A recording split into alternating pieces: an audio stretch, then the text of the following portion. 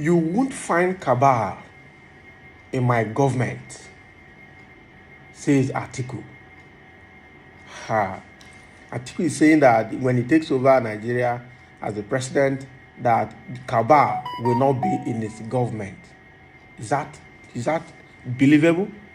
Does he not even look like cabal by himself? This is what they say to be able to take over. When they take over, you begin to see another side of them. Let's see what he has to say in explaining himself out of this comment, saying that cabal will not be running his government. Alhaji Atiku Abubakar, the presidential flag bearer of the People's Democratic Party, PDP, has promised that there would not be any cabal in his administration if he succeeds in his quest to become Nigeria's next president. Politics Nigeria reports that many Nigerians, prominent among whom is the First Lady Aisha Buhari, have claimed that there is a cabal whose influence on the decisions taken by President Muhammadu Buhari and the presidency is immense.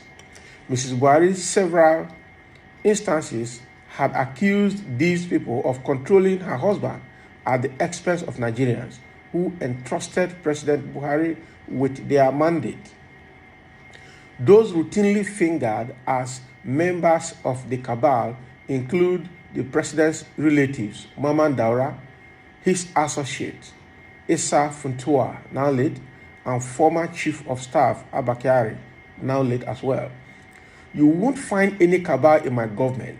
It is me, Waziri Atiku, that will run the administration, Atiku told VOA Hausa. On corruption, Atiku said the rule of law will be applied in making sure that those found guilty are not left off the hook. This will demonstrate to Nigerians that our government means business, the former vice president said. So Atiku is saying that two things here, that cabal will not be in his government and they will fight corruption. They're coming up with another level or another type of fighting corruption mantra.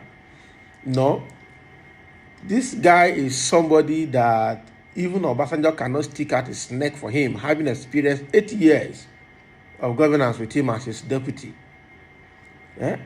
Somebody said if you really want to know who Atiku is, go and read Obasanjo's book, My Watch, and you will see how he was explained out, the kind of person he is. So Atiku is saying that when he takes over power as the next president of Nigeria, that there will be no cabal in his government. When he's already saying it, that the North does not need the Southern vote to become a president. So I don't understand these people.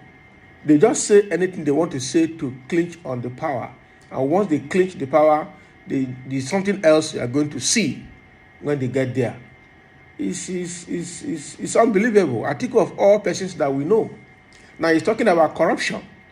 Meanwhile, there are a lot of corruption issues hanging on his neck, especially during the process of privatization of some parastatals in his administration, where he ran with Obasanjo. So how can he say that his administration will be free of cabal and will be ready to fight corruption? He's quoting Buhari's wife of all that he has said as cabal running the husband's government and controlling the husband. Is it not the same people that are going to change color, probably change the agbada, and then come to his administration that he's going to use? It's not the same people that he's buying with dollars that are going to be his sycophants.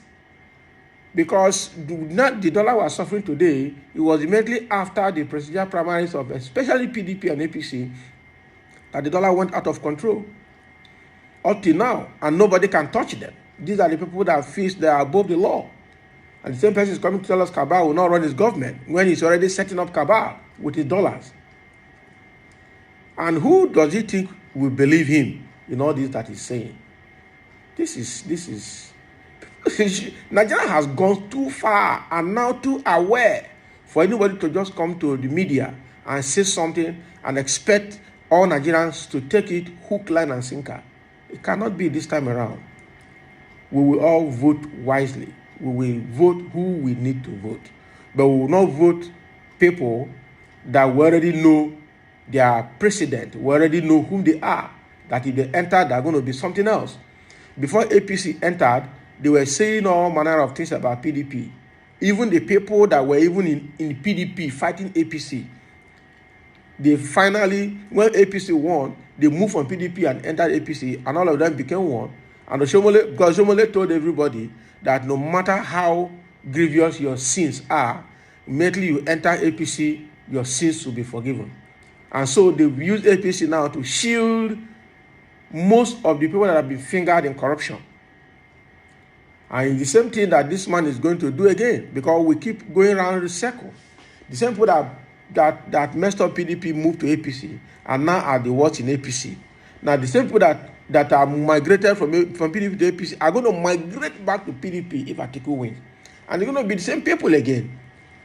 So how long are we going to continue to recycle the same crop of politicians that are throwing Nigeria into dungeon? It's not going to work. It's not going to work. We already know that Fulanis, though I'm not supposed to call people out, but we already know that the Fulanis have said that Nigeria is their birthright. They own Nigeria. And he is one of them.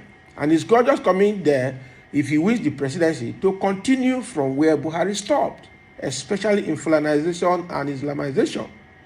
There's no two ways about it. And we're not going to keep quiet about it, because we already know, it's already obvious. What has happened in Buhari's administration in this 7.5 years, going to 8 years, in fact, it's just the last whip that tore the camel's back. It's absolutely unbearable. And anybody with such characteristics cannot rise to power easily anymore, because we won't vote him. Even though they have their own sycophants campaigning for them, they have their own sycophants in the political circle that they are buying with dollars to go and speak to their natives, to their people about them. It's not going to go down well everywhere. And so let them not think, especially Atiku should not think that winning Nigeria will be in a landslide. No. Even the APC presidential candidate cannot win Nigeria in a landslide, because we already saw, we've seen how the political movement is going. So Atiku should not come here and tell us that Cabal will not be in his government and he will fight corruption. You? All right, we've heard. So somebody is saying here, your Cabal will be worst, considering your actions after your Fulani killers murdered Deborah at Shehu Shagari College of Education in Sokoto. Yes, he made his comment on social media, and after a while, he deleted it. Meaning he's not ready to say the truth. A presidential candidate, a former vice president that is not willing to be honest to himself and to Nigerians and to say the truth and to speak out when things are going wrong, even when it affects his own area, is not fit to be a president. I'll leave it at that.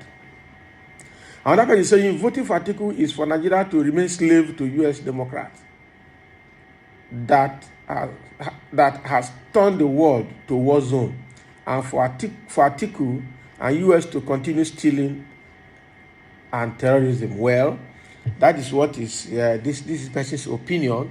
I don't know the alliance Atiku has with the United States, but the issue at hand is about corruption. It's about people with integrity. It's about people that are honest. It's about people that will not put Nigeria in their pocket and claim that Nigeria is their birthright. Those are not the people we want at this time. All right? Atiku will be rejected at the poll. This is Nigeria, not a Fulani republic.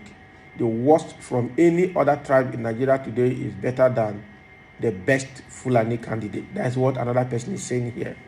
And that is true. We've seen their colors. They've killed people, ranging from bombing the churches to killing people in the farms to kidnapping and banditry. Just name it. They have killed people even more than the COVID-19 pandemic killed in Nigeria. They killed Nigerian soldiers, laid ambush because the government has infiltrated the military with the bandits. Somebody is a bandit and then all of a sudden you come back and say he's a repented bandit, a repented Boko Haram member, and you integrate the person to the army, you wear the person uniform, you give the person a rifle, and then continue to sabotage intelligent information in the military, laying ambush against innocent soldiers that are going out there to clean up the mess that the bandits are causing. And then the same people are coming back to say they want to continue leading Nigeria. Okay, Atiku is a cabal. That is what somebody is saying here. Himself alone is a cabal. For Obasanjo to fear this man and wrote all the things he wrote about him in his book, My Watch, you know that Atiku alone is a cabal. He will take over Nigeria, put in his pocket, possibly change all our names to his name. And somebody is saying to him here, but you are cabal yourself. And that is true. You are cabal yourself. So there are several comments here which are actually in line with my thought as well, that this man cannot tell us that cabal will not be in his government because he's already buying the cabal with his dollar, preparing them ahead. And he is even a cabal himself, his principalities himself. So this statement is making will not work. And in terms of corruption, we also know that it will not work. This is another mistake. If he gets into power, it's going to be another mistake for another 8 years. And people should be ready to suffer it if they vote him in. So thank you guys for listening. And also continue to air your view and let us know your thoughts. Thank you.